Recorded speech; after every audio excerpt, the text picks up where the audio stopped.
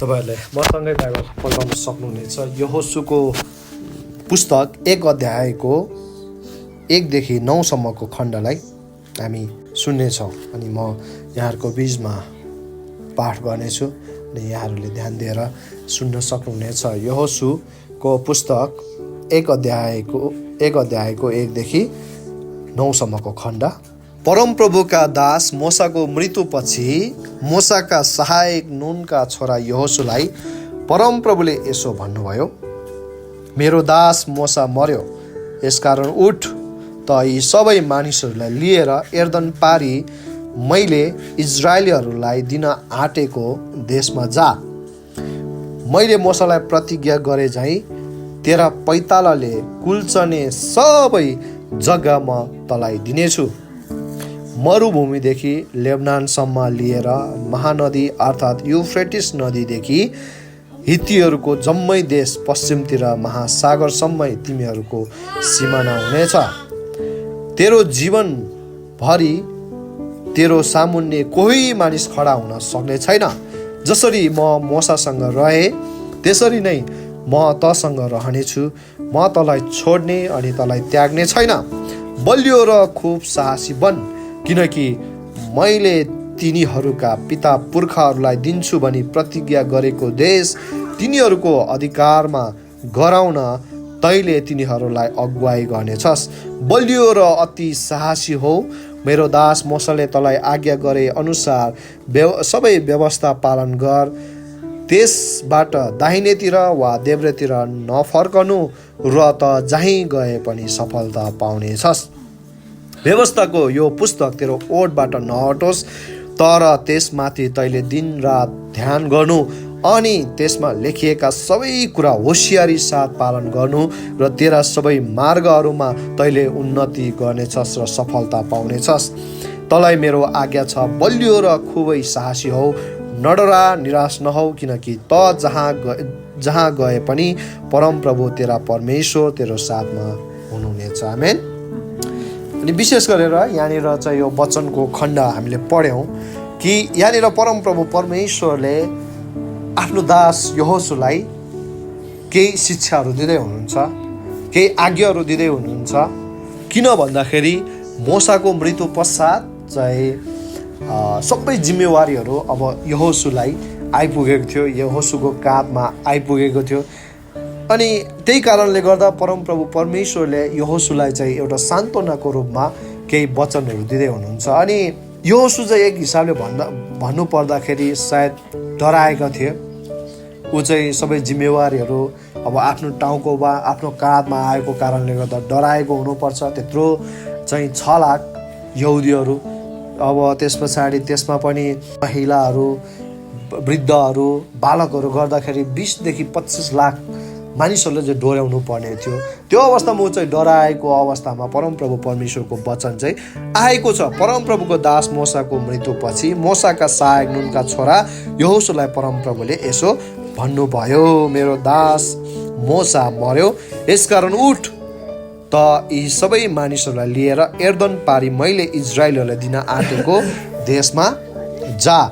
परमप्रभु परमेश्वरले जुन देश तिमीहरूलाई दिन्छु भनेर प्रतिज्ञा गर्नुभएको थियो, जुन देश चाहिँ दिन्छु भनेर परमप्रभु परमेश्वरले मोसालाई प्रतिज्ञा गरेको थियो, अब मोसा त त्यो प्रतिज्ञाको देशमा जान पाएन, तर यहोशूले अब त्यो प्रतिज्ञाको देशसम्म अब अगुवाई गर्दैछ। प्रियहरू, एउटा महत्त्वपूर्ण कुरा चाहिँ के छ त भन्दाखेरि मोसालाई परमप्रभु परमेश्वरले प्रतिज्ञाको देशसम्म लानको लागि चाहिँ मिश्र देशबाट आफ्नो इजरायलीहरूलाई डोर्याउँदै मरुभूमिसम्म ल्याए, तर मोसा चाहिँ कनानको देशमा अथवा प्रतिज्ञाको देशमा पुग्न पाएन। विशेष गरी हामी अगाडि पढ्दै जाँदाखेरि परमप्रभु परमेश्वरले चाहिँ मोसालाई इजरायलीहरूले पानीतिर लाग्यो भनेर वर्णन गरेको थियो। अनि परमेश्वरले चाहिँ के भन्नुभएको थियो भन्दाखेरि चट्टानलाई आज्ञा गर अनि त्यो चट्टानबाट पानी निस्केर आउनेछ भनेर भनेको थियो। तर मोसाले चाहिँ रिसले लट्ठीले हान्दियो है, किनभने परमेश्वरको आज्ञा त्यहाँनिर उल्लङ्घन गर्यो। अझ धेरै यो कुरालाई चाहिँ मानिसहरूले त्यही कारणले गर्दा मोसा चाहिँ अब कनानको देश प्रतिज्ञाको देशमा पुग्न पाएन भनेर धेरैजनाले भन्छन्। अनि कतिजनाले चाहिँ यो कुरालाई लिएर मोसाको चाहिँ मुक्ति गुम्यो, अथवा आज तपाईँ र म पनि यदि परमेश्वरको आज्ञा पालन गरेन भने हाम्रो नि मुक्ति गुम्छ, हामीले पनि राम्रो जीवन जिएन भने हाम्रो नि मुक्ति गुम्छ भनेर धेरै मानिसहरूले भन्छ। तर के हो त भन्दाखेरि परमप्रभु परमेश्वरले हामीलाई मुक्ति चाहिँ एउटा उपहारको रूपमा दिनुभएको छ। अब यो उपहारको रूपमा दिएको कुरा चाहिँ परमेश्वरले फेरि खोसेर लाँदैन। त्यसै कारणले गर्दा हामी ढुक्क चाहिँ के हुनुपर्छ भन्दाखेरि हाम्रो मुक्ति चाहिँ गुम्दैन, तर परमप्रभु परमेश्वरबाट पाउने आशिषहरू चाहिँ गुम्न सक्छ है। आशिषहरू गुम्न सक्छ।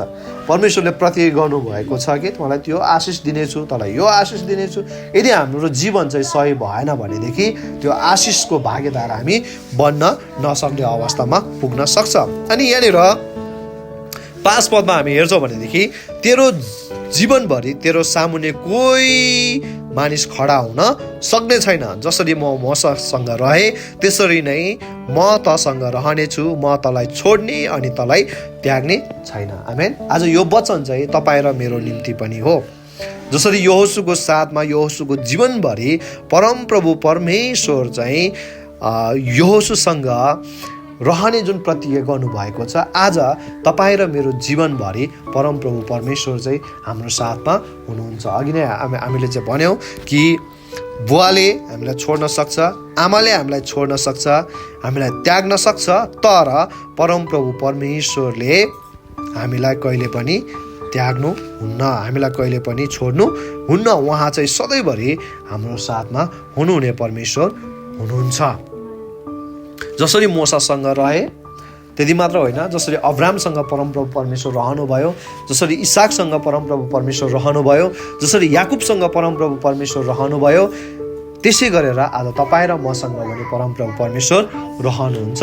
एकचोटि होइन, दुईचोटि होइन, एक दिन होइन, 2 दिन होइन, तर सधैँभरि जीवनभरि नै। आमेन। हामीसँग मात्र होइन, हाम्रो शाखा सन्तान, हाम्रो परिवारसँग पनि उहाँ चाहिँ रहनुहुन्छ। यहाँनिर भनेर म तँलाई छोड्ने अनि तँलाई त्याग्ने छैन। आमेन।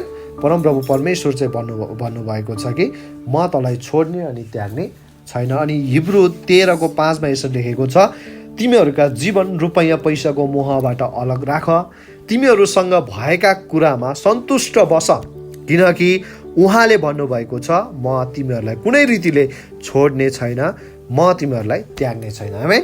यहाँनिर भनेको छ कि हिब्रूको लेखकले के भन्दैछ, तिमीहरूको जीवन चाहिँ रुपैयाँ पैसाको मोहबाट अलग राख। रुपैयाँ पैसाको मोह भनेको चाहिँ कस्तो भन्दाखेरि सबै कुराहरू छोडेर रुपैयाँ पैसाको पछि नै लाग्ने, मोह गर्ने होइन। आफूलाई जुन कुरा चाहिँ पाउनुपर्ने हो त्यो पाउनुपर्ने भन्दा बढी खोज्नु, त्यो चाहिँ मोह। र तिमीहरूसँग भएका कुरामा सन्तुष्ट बस। आमेन। यहाँनिर परमेश्वरले भन्दै हुनुहुन्छ कि तिमीहरूसँग भएको कुरामा चाहिँ सन्तुष्ट बस। हामी मानिस जाति चाहिँ हामीसँग भएको कुरामा सन्तुष्ट रहनै सक्दैनौँ। हामीसँग कति धेरै असल कुराहरू छ, हामीसँग भएको असल कुराहरू हामी देख्दैनौँ, तर अरूसँग भएको कुरालाई लिएर ओहो मसँग नि त्यो कुरा भए त हुन्थ्यो नि भन्ने हामीलाई लाग्न सक्छ। तर यहाँनिर परमप्रभु परमेश्वरले चाहिँ के भन्दैछ, तिमीहरूसँग भएको कुरामा सन्तुष्ट बस। हामीसँग जे छ त्यही कुरामा हामी सन्तुष्ट हुनुपर्ने रहेछ। अर्को देख्ने बित्तिकै ओहो यो पनि मेरोमा हुन पाए हुन्थ्यो, आफूसँग भएको कुराको लागि धन्यवाद छैन, तर ओहो यो त मलाई पनि चाहिने हो, यो मलाई पनि चाहिने हो, यो कुरा चाहिँ मेरोमा हुन पाए नि हुन्थ्यो भनेर त्यो कुराको पछि लाग्नु, त्यो चाहिँ हुँदैन। अनि यहाँनिर किनकि उहाँले भन्नुभएको छ म तिमीहरूलाई कुनै रीतिले छोड्ने छैन। आमेन। परमप्रभु परमेश्वर चाहिँ हामीहरूको साथमा हुनुहुन्छ, हामीलाई कुनै पनि रीतिले छोड्ने अनि म तिमीहरूलाई त्याग्ने छैन भनेर परमेश्वरले प्रतिज्ञा गर्नुभएको छ। अनि 6 पदमा यहाँनिर लेखेको छ कि बलियो र खुब साहसी बन। आमेन। किनकि मैले तिमीहरूका पिता पुर्खाहरूलाई दिन्छु भनी प्रतिज्ञा गरेको देश तिमीहरूको अधिकारमा गराउन तैले तिनीहरूलाई अगुवाई गर्नेछस्। बलियो र खुबै साहसी बन। है, हाम्रो साथमा परमप्रभु परमेश्वर हुनुभएको कारणले गर्दा हामी बलियो छौँ। कति समयमा हामीलाई डर लाग्छ। यहाँ चाहिँ एउटा इजरायललाई अगुवाई गर्ने कुरा छ, तर कति समयमा हामीलाई संसारदेखि, संसारको कुराहरूदेखि, संसारका मानिसहरूदेखि, आफ्नै परिवारको कतिवटा कुराहरूदेखि हामीलाई डर लाग्छ। हामीलाई ऋणदेखि पनि हामीलाई डर लाग्छ, हामीलाई विभिन्न कुराहरू, विभिन्न परिस्थितिहरूबाट हामीलाई डर लाग्छ। तर यहाँनिर परमेश्वरले भन्दै हुनुहुन्छ बलियो र खुबै साहसी बन। किनकि मैले तिमीहरूका पिता पुर्खालाई दिन्छु भनी प्रतिज्ञा गरेको देश तिमीहरूको अधिकारमा गराउन मैले तैँले तिनीहरूलाई अगुवाई गर्ने छस्। अहिले सबै कुराहरू हाम्रो बीचमा नहुँदै गर्दाखेरि हामीलाई डर लाग्न सक्छ, हामीलाई भविष्यको लागि लिएर चिन्ता लाग्न सक्छ, हामीलाई चाहिँ के हुने हो, भोलि मेरो जीवन चाहिँ के हुने हो भनेर हामीलाई चिन्ता लाग्न सक्छ। तर यहाँनिर भनेको छ कि बलियो र खुबै साहसी हो, साहसी बन। किन साहसी बन्ने, किन बलियो हुने भन्दाखेरि परमप्रभु परमेश्वरले जुन कुरा प्रतिज्ञा गर्नुभएको छ त्यो कुरा चाहिँ उहाँले दिनु नै हुन्छ। आमेन। मान्छेले मात्र हो प्रतिज्ञा गरेर बिर्सने त होइन। मान्छेले बिर्सिन सक्छ प्रतिज्ञा, म तिमीलाई यो गरिदिन्छु भनेर मान्छेले भन्छन्, तर पछि गएर बिर्सिन्छ, प्रतिज्ञा बिर्सिन्छ। तर परमप्रभु परमेश्वर चाहिँ हाम्रो प्रतिज्ञा चाहिँ नबिर्सनु हुने परमेश्वर हुनुहुन्छ। ढिला चाँडो उहाँले हामीलाई उत्तर दिनुहुन्छ। आमेन, उत्तर दिनुहुन्छ। अनि 7 पदमा बलियो र अति साहसी बन, पहिले चाहिँ बलियो र खुब साहसी बन, र अनि यहाँ 7 पदमा बलियो र अति साहसी हो। मेरो दास मोसेले तँलाई आज्ञा गरे अनुसार सबै व्यवस्था पालन गर, त्यहाँबाट दाहिनेतिर वा देब्रेतिर नफर्कनु, र त जहीँ गए पनि सफलता पाउनेछस्। आमेन। हामी धेरैपल्ट हामी चाहिँ सफल हुन चाहन्छौँ, हामी सफल भएको हामी चाहन्छौँ। मेरो छोरा, मेरो छोरी, मेरो परिवार चाहिँ यसो सफल भए त हुन्थ्यो, यो ठाउँमा पुगेको भए राम्रो हुन्थ्यो भन्ने हामीलाई सफलताको जुन त्यो मोह चाहिँ लाग्छ। तर हामी परमेश्वरको वचनमा, परमेश्वरको व्यवस्थामा हामी रहन सक्दैनौँ।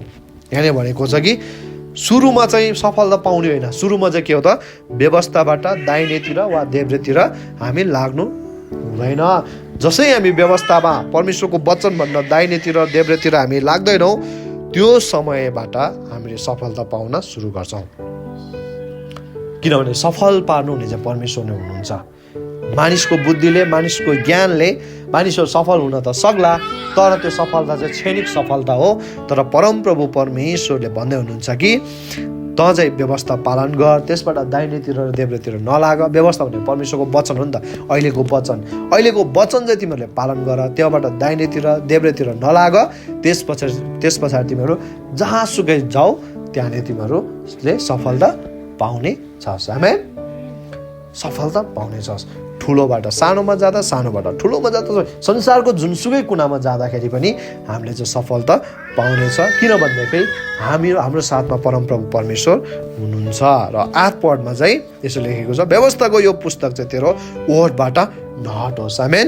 त्यसमाथि तैँले दिनरात ध्यान गर्नु अनि त्यसमा लेखिएका सबै कुरा होसियारी साथ पालन गर्नु। यानी भनेको छ कि व्यवस्थाको त्यो पुस्तक चाहिँ तेरो ओठबाट नहटोस्। प्रियहरू, यो चाहिँ के हो त कण्ठ गर्नुपर्ने कुरा पनि, वचनहरू कण्ठ गर्नुपर्ने कुरा पनि।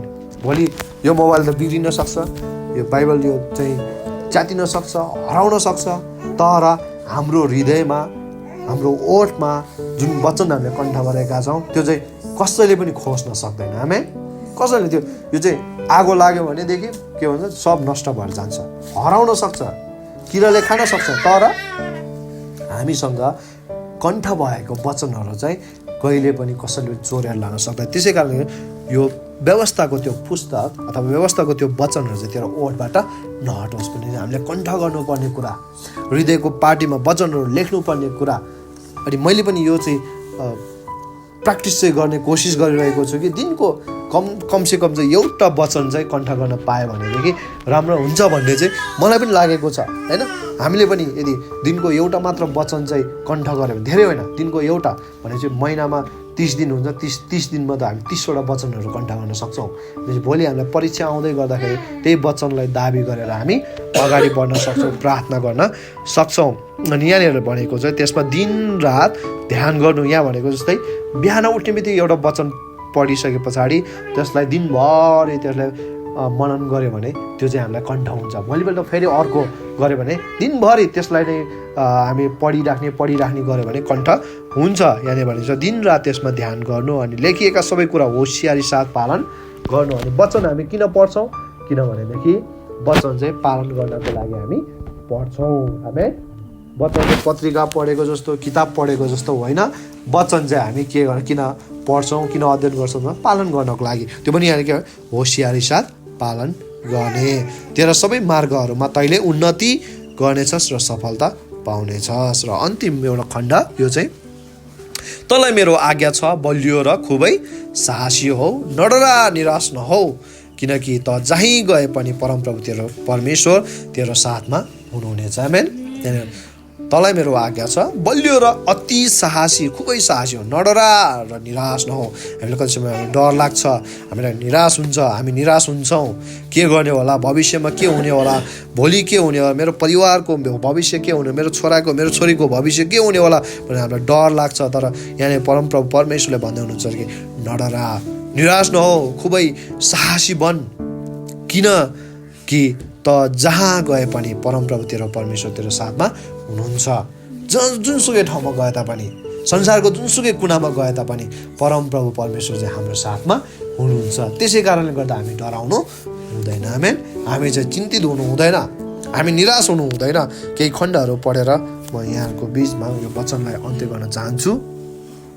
यशाया 43:2 यसो लेखेको छ, त पानीबाट भएर जाँदा म तेरो साथमा हुनेछु। आमेन। र त नदीहरूबाट भएर जाँदा तिनले तँलाई डुबाउने छैन, त आगोबाट हिँडेर जाँदा डर्ने छैनस्, र त्यसको ज्वालाले तँलाई भस्म पार्ने छैनस्। आमेन। यो चाहिँ साँच्चै नै पानीबाट, साँच्चै नै आगोबाट भनेको पानी जस्तै हामीलाई डुबाउने समस्याहरू आए तापनि, त्यसको साथसाथै आगो जस्तै हामीलाई भस्म पार्ने जस्तो जुन त्यो समस्याहरू परिस्थितिहरू आए तापनि हामीलाई परमप्रभु परमेश्वरले सुरक्षा दिनुहुन्छ। आमेन। त पानीबाट भएर जाँदा म तेरो साथमा हुनेछु। आमेन। यसको मतलब चाहिँ समस्या नआउने भन्ने कुरा होइन, समस्याको बीचमा पनि परमप्रभु परमेश्वर हाम्रो साथमा हुनुहुन्छ। आमेन। म तँलाई पानीमा पर्नबाट बचाउनेछु, म तँलाई नदीहरूमा पर्नबाट म तँलाई बचाउनेछु, आगोमा पर्नबाट म तँलाई बचाउनेछु भनेर परमेश्वरले भन्नुभएको छैन। तर के भनेको छ, त पानीबाट भएर जाँदा म तेरो साथमा हुनेछु। आमेन। पानीबाट भएर जाँदा भनेपछि त्यसो समस्याको बाटो भएर हामी हिँड्नुपर्ने हुन्छ, अभावको बाटोबाट हामी हिँड्नुपर्ने हुन्छ, त नदीको बाटो हामी हिँड्नुपर्ने हुन्छ, आगोको बाटो हिँड्नुपर्ने हुन्छ। त्यो अवस्थामा पनि परमप्रभु परमेश्वर हाम्रो साथमा हुनुहुन्छ। भजन सङ्ग्रह 27:14 यसो लेखेको छ, परमप्रभुको प्रतीक्षा गर, बलियो हौ र तिम्रो हृदय साहसिलो होस् र परमप्रभुकै प्रतीक्षा गर। आमेन। परमप्रभुको प्रतीक्षा गर, परमप्रभु परमेश्वरको प्रतीक्षा, परमेश्वरको आशिषको प्रतीक्षा। मेरो दिमाग चलाएर म यो गर्छु त्यो गर्छु म यसो सफलता पाउँछु त्यो होइन, परमप्रभु परमेश्वरको आशिषको प्रतीक्षा चाहिँ हामीले गर्नु एकदमै आवश्यकता छ। अनि यहाँनिर यशाया 43:5 यसो लेखेको छ, नडरा किनकि म तँसित छु। हालेलुया। नडरा किनकि म चाहिँ तँसित छु, म तेरो छोरा छोरीहरूलाई पूर्वदेखि ल्याउनेछु र पश्चिमदेखि तिमीहरूलाई भेला गर्नेछु। आमेन। म तँसित छु। तेरो संसारले हामीलाई त्यागे तापनि, संसारले हामीलाई छोडे तापनि, आफ्नो परिवारले, आफ्नो बुवा आमाले, आफ्नो नजिकको भनेको व्यक्तिहरूले त्यागे तापनि परमप्रभु परमेश्वरले प्रतिज्ञा गर्दै हुनुहुन्छ कि म तँसित छु, म तेरो साथमा छु, म तेरो साथमा हुनेछु। आमेन। परमप्रभु परमेश्वर चाहिँ हामीहरूको साथमा हुनुहुन्छ, हामीसँग हुनुहुन्छ। हामी डराउनु हुँदैन, हामी निराश हुनु हुँदैन। किनभने अघि नै हामीले चर्चा गऱ्यौँ कि यो हाम्रो शरीर चाहिँ पवित्र आत्माको मन्दिर हो। यहाँ चाहिँ परमप्रभु परमेश्वर बास गर्नुहुन्छ। परमप्रभु परमेश्वर चाहिँ ठुलो बिल्डिङमा, ठुलो मण्डलीमा, ठुलो चर्चमा होइन, परमप्रभु परमेश्वर चाहिँ हाम्रो शरीरमा बास गर्नुहुन्छ। त्यो त एउटा मान्छेले बनाएको, मान्छेले चाहिँ निर्माण गरेको चाहिँ एउटा बिल्डिङ मात्र हो, मान्छे भेला हुने एउटा ठाउँ मात्र हो। तर परमप्रभु परमेश्वर चाहिँ हामीहरूको साथमा हुनुहुन्छ, हाम्रो साथमा परमप्रभु परमेश्वर बास गर्नुभएको छ। आमेन। त्यसैले हामी डराउनु हुँदैन। परमप्रभु परमेश्वरले हामीलाई कहिले पनि त्याग्नुहुन्न। कति समयमा ओहो मेरो त प्रार्थनाको उत्तर पनि आएन, म त सफल पनि भएको छैन भनेर जस्तो हामीलाई लाग्न सक्छ, न मलाई पनि लाग्छ, हामीलाई लाग्छ। तर समय आउँछ। आमेन। रोप्ने एउटा बिउ चाहिँ रोप्ने बित्तिकै त्यो चाहिँ हुर्र उम्रेर चाहिँ त्यहाँबाट फल्दैन। त्यसको लागि 6 महिना 1 वर्ष कुर्नुपर्ने हुन्छ होइन। अब हामीले आँप रोप्यो भने त्यो 3-4 वर्ष त्यहाँनिर कुर्नुपर्ने हुन्छ। यति चाहिँ विश्वास राख्नुपर्छ कि यो मैले बिउ रोपेको छु, यो बिउ रोपेको यो फल चाहिँ मैले खान नपाए पनि मेरो छोराले मेरो छोरीले खान्छ। आमेन। आज हामीले प्रार्थनाको बिउ रोप्यो भनेदेखि हामीले त्यो प्रार्थनाको कटनी गर्न नसकेला, तर हाम्रो छोराको हाम्रो छोरीको पालामा उनीहरूले कटनी गर्छ नै गर्छ। हालेलुया।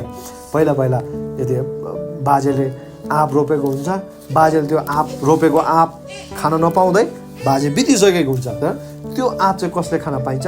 नाति नातिनाहरूले, छोराहरूले खान पाइन्छ। त्यस्तै गरेर यदि हामीले पनि परमेश्वरको राज्यमा केही रोप्यौँ, परमेश्वरको राज्यमा हामी प्रार्थनामा अगाडि बढ्यौँ, वचनमा अगाडि बढ्यौँ, वचनमा हामी अगाडि बढ्यौँ भनेदेखि, सङ्गतिमा हामी अगाडि बढ्यौँ भनेदेखि भलै हामीले त्यसको कटनी गर्न नपाए तापनि हाम्रो छोराले, हाम्रो छोरीले, हाम्रो सन्तानहरूले त्यसको कटनी गर्छ नै गर्छ।